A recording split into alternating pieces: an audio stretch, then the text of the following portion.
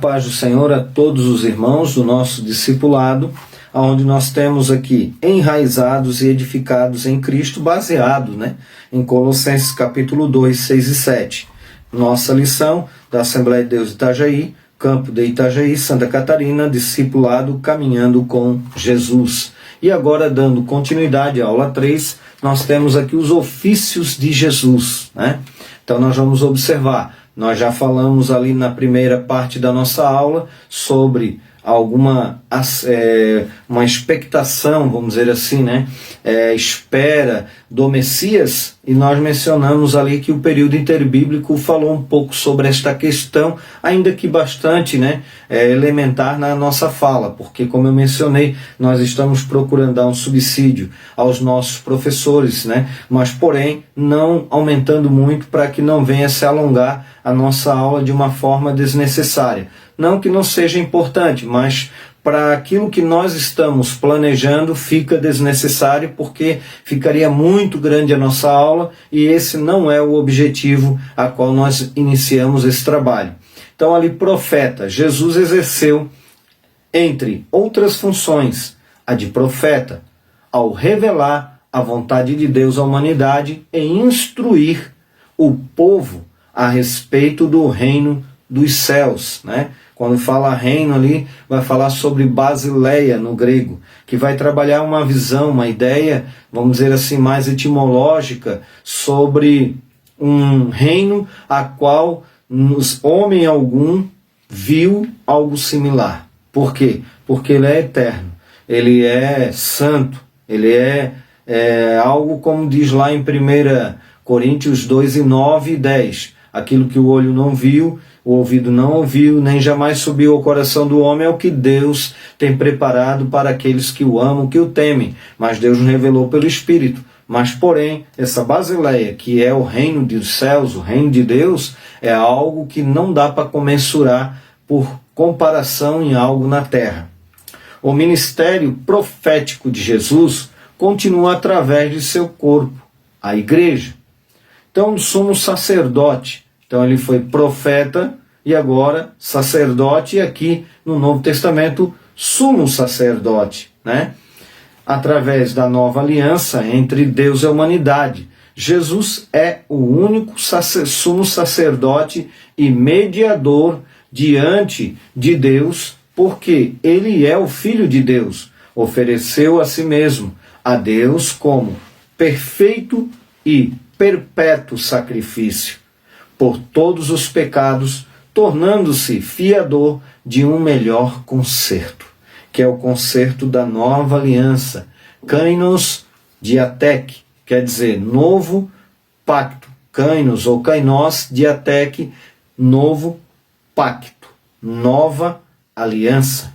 Então, Cristo estabeleceu a nova aliança no seu sangue, e ele é o sumo sacerdote, e ele também é rei. Os judeus aguardavam a vinda do Messias como um rei, descendente da família de Davi, como nós falamos de antemão. De acordo com o relato de Mateus, Jesus era descendente de Jessé, pai de Davi. Desta forma, ele era rei Messias e salvador da humanidade. Como Davi morreu, seu reino ou seu reinado acabou. Como Jesus é divino, seu reino é eterno. É aquilo que eu mencionei agora de antemão quando falei sobre basileia, que é o termo reino no grego, para mostrar e enfatizar de forma etimológica, na verdade, aquilo que mostra a sua excelência, grandeza e glória. Por que nós chamamos ele de Cristo ou Jesus Cristo? Então, bem simples, bem objetivo. Messias, hebraico, Cristo no grego. Então, se nós chamarmos Jesus de Cristo, vamos estar trazendo, na verdade, a ideia do grego de ungido, que quer dizer, no Antigo Testamento, do hebraico, Messias. E Yeshua, Hamashia, quer dizer, Jesus, o Messias. E Jesus, Christus, do grego, Cristo. Então vai mostrar, na verdade, que ele é divino, que ele é o ungido do Senhor, ungido do Pai, que é o Cristo a qual veio para nos salvar. A morte e ressurreição de Jesus, o ponto alto do ministério de Jesus, está em sua morte na cruz do Calvário e sua ressurreição, que é o maior propósito para a sua vinda à Terra. Sua morte não foi um acidente histórico, até porque Jesus fala em João 10, é por isso que o Pai me ama, porque eu dou a minha vida para retorná-la a tomá-la. Ninguém a tira de mim. Eu dou a minha vida e retorno a tomá-la. Então não fique achando que Jesus foi assassinado. Ele se entregou. É bem diferente. Ele tinha todo o poder, ou o próprio Pai com seu poder, não permitir. Mas como era propósito do Pai e obediência e propósito do Filho, ele veio e consumou. Sua morte não foi um acidente histórico, pois já havia sido predita no Jardim do Éden, pelo próprio Pai, e em todo o Velho Testamento, ou Antigo Testamento, Deus já havia estabelecido um plano de redenção, perdão, através de seu Filho. Jesus, como Cordeiro de Deus, perfeito e sem mácula, foi representado por meio dos sacrifícios realizados pelos judeus diariamente em Jerusalém para a redenção dos seus pecados. Então, todos aqueles sacrifícios prefiguravam de uma forma profética a vinda do Messias, a vinda de Jesus. Nesses sacrifícios, um cordeiro inocente morria em lugar do pecador. Dessa maneira, o pecador era perdoado diante da justiça divina, que exigia a pena máxima, a morte, toda vez que a lei divina era transgredida.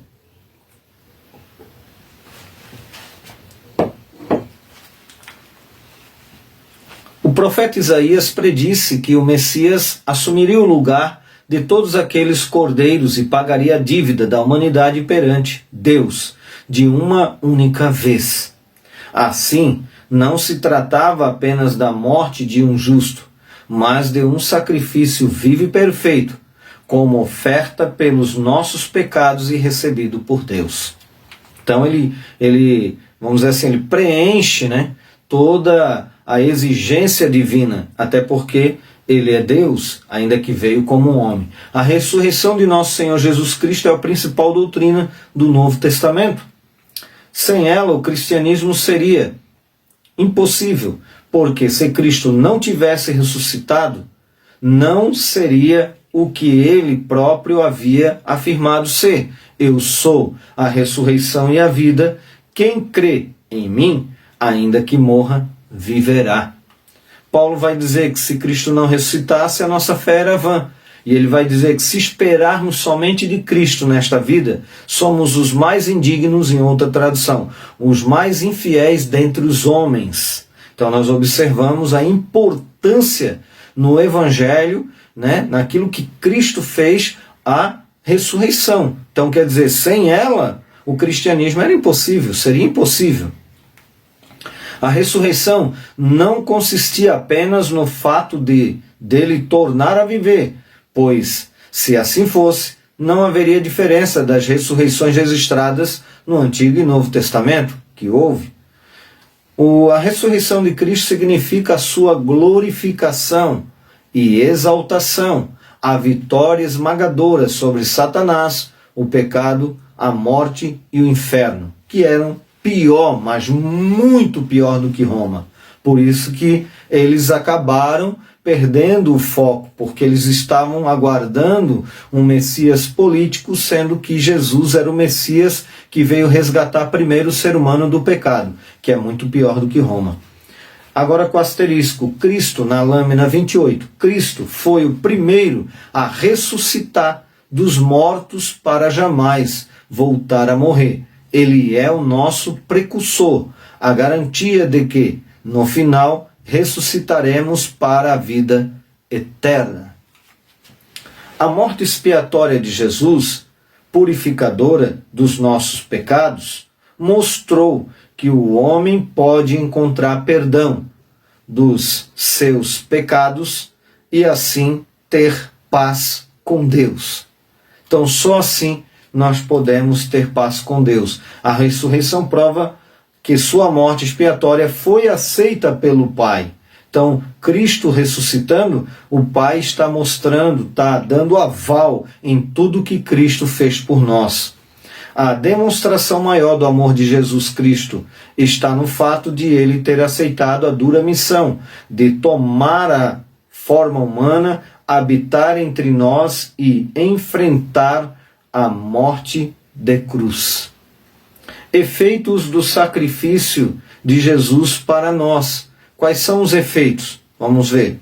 Primeiro, deu-nos o poder de sermos filhos de Deus. Porque no versículo 11 de João 1:11 diz: ele veio para o que era seu, os seus o rejeitaram, mas a todos aqueles que creem no seu nome foi-lhe dado o poder de serem chamados filhos de Deus. Quer dizer, aí nós somos aceitos e somos então enxertados na videira verdadeira e, logicamente, a seiva, que é a ação do Espírito, é o próprio Espírito, nessa metáfora, para a minha vida e para a tua vida, dando fruto e para frutificar na presença do Senhor. E somos filhos de Deus, para a glória do Senhor. Fomos livres da condenação eterna. E aí você vai ver João 3,16, porque Deus amou o mundo de tal maneira que deu seu Filho unigênito, para que todo aquele que nele crê não pereça, mas tenha a vida eterna. Temos também, fomos justificados pela fé em Jesus e passamos a ter paz com Deus. Por isso que Romanos 5:1 vai dizer, justificados mediante a fé, temos paz com Deus. Glória a Deus. Ainda mostrando ali o asterístico para que você possa trabalhar isso de uma forma bem enfática com o aluno, tá? Para trabalhar bem essa questão didática. 4. Fomos salvos da ira de Deus e fomos reconciliados com Deus. 5. Passamos a ser herdeiros de Deus e co-herdeiros com Cristo, que está lá em Romanos 8:17. Depois nós temos: não somos mais inimigos, pois somos reconciliados com Deus. 7. Fomos resgatados da maldição da lei, porque Jesus se fez maldição por nós. Gálatas 3:13, que vai trabalhar aquela figura de Cristo no madeiro, né? Então, para nós vermos quão profundo foi aquilo que Jesus fez por nós, sendo maldição, porque dizia em Deuteronômio: maldito todo aquele que for pendurado no madeiro. 8. Por Jesus a bênção de Abraão chegou até nós. 9. Fomos vivificados, pois estávamos mortos em ofensas e pecados, né? Fez-nos assentar nos lugares celestiais. 11. Passamos a ter esperança e a ter Deus no mundo. 12. Chegamos perto de Deus, pois estávamos longe dele. Então você observa a importância daquilo que Cristo fez por nós. 13. Não somos mais estrangeiros nem forasteiros da família de Deus. Então nós observamos que ele não nos deixa órfão, né? Então se você não tem o seu pai, não tem a sua mãe, como eu não tenho mais, eu quero dizer para você que eu me sinto, né, não órfão, porque eu tenho Deus como pai. Você tem um Deus que é teu pai. E nós precisamos valorizar e louvar ao nome do Senhor por isso. É isso que Cristo fez por nós. Fomos tirados da potestade das trevas e transportados para o reino de Jesus. Glória a Deus. Tivemos a remissão, perdão dos pecados. 16. A cédula que nos era contrária, que era a lei, foi riscada, tirada do meio de nós e cravada na cruz do Calvário. Então, nós temos, na verdade, aí esses elementos tão importantes, né, daquilo que Cristo fez por nós. Remiu-nos de toda a iniquidade, pecado. Fomos gerados de novo para uma viva esperança.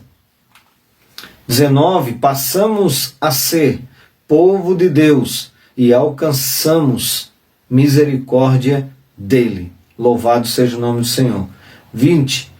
Levou-nos a Deus. Então quer dizer, estávamos separados, mas porém ele nos leva a Deus por aquilo que ele fez por nós. Então nós estamos chegando aqui no final de mais uma aula e nós iremos depois trabalharmos a última parte, fazendo a nossa terceira de 3 blocos, tá?